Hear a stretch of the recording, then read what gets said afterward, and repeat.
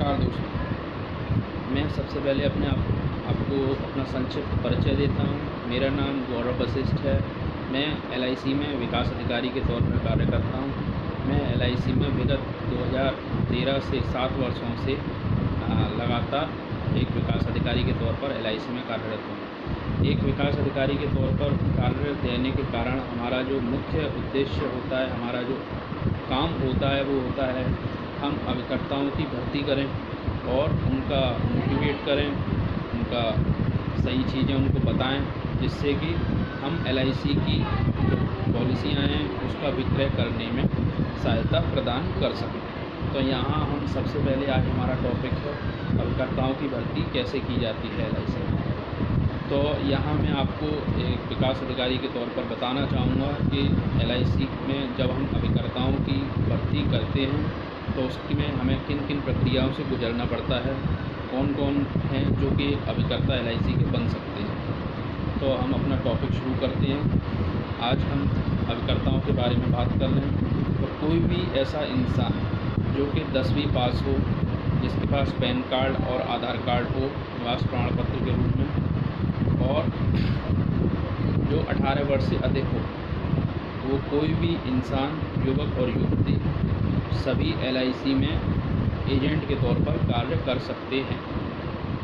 तो उनको जब हम अभिकर्ता बनने की वो इच्छा रखते हैं तो हम उनसे मिलते हैं, उनसे संपर्क करते हैं। संपर्क करने के बाद में हम उनसे अभिकर्ता के बनने की इच्छा के बारे में बात करते हैं। उन्हें अपने एलआईसी से जो भी संबंधित उनके लाभ हैं उनके बारे में हम बताते हैं। जैसे उनको हम एलआईसी से संबंधित विक्रय करने पर वो कमीशन की प्राप्ति होती है, तो उनको बोनस भी मिलता है उसके साथ में उनका एलआईसी से गिफ्ट वगैरह भी मिलते हैं, एलआईसी से प्रमोशनल गिफ्ट भी मिलते हैं। और साथ ही अभिकर्ता अगर अच्छा काम करते हैं तो 3 वर्ष के बाद में वो लोग क्लब मेंबर भी बन सकते हैं। क्लब मेंबर बनने पर उनको काफ़ी अधिक सुविधाएं प्राप्त हो जाती हैं।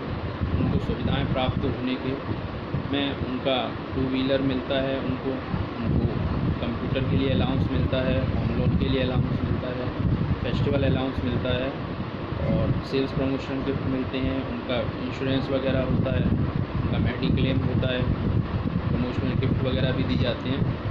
तो ये सारी सुविधाएं, इसके अतिरिक्त और भी कई सारी सुविधाएं हैं जो कि अभिकर्ता को एक तौर पर उनको दी जाती हैं। तो यहाँ हम सबसे पहले हम बात करते हैं कि अभिकर्ता नियुक्ति कैसे होती है। तो अभिकर्ता नियुक्ति करते समय सबसे पहले हम कैंडिडेट से मिलते हैं। मिलने के साथ में ही हम उनसे उनके 10वीं 12वीं की मार्कशीट, उनका पैन कार्ड और उनका आधार कार्ड, उनका निवास प्रमाण पत्र और उनके फ़ोटो लेते हैं, उनसे इंटरव्यू लेते हैं। हमें लगता है कि वो अभिकर्ता बन सकते हैं, हम उनकी फिर नियुक्ति करते हैं। नियुक्ति के समय पे हम उनका एक ऑनलाइन फॉर्म भरते हैं। ऑनलाइन फॉर्म हम इसलिए भरते हैं ताकि वो उस फॉर्म के साथ में अपनी ट्रेनिंग पूरी कर सकें एलआईसी की, और उसके बाद में वो IRDA का टेस्ट पूरा कर सकें, उस टेस्ट में वो लोग पास हो सकें। तो साथियों, यहाँ मैं बताना चाहूँगा कि जब हम उनका फॉर्म भरते हैं, फॉर्म भरने के बाद में उनका जो अगला प्रारूप होता है वो ये है कि उन लोगों को सबसे पहले एलआईसी की IRDA की ट्रेनिंग उनको करनी पड़ती है। ये ट्रेनिंग उनको हमारे ऑफिस के सेंटर DTC है वहाँ पर जा कर के ऑफलाइन करनी पड़ती है। उसके बाद में ये लोग अगर चाहें तो ऑनलाइन भी ट्रेनिंग कर सकते हैं। इस ट्रेनिंग को करने के बाद में उनका एक IRDA का टेस्ट लिया जाता है जो कि सभी अभिकर्ताओं को पास करना पड़ता है।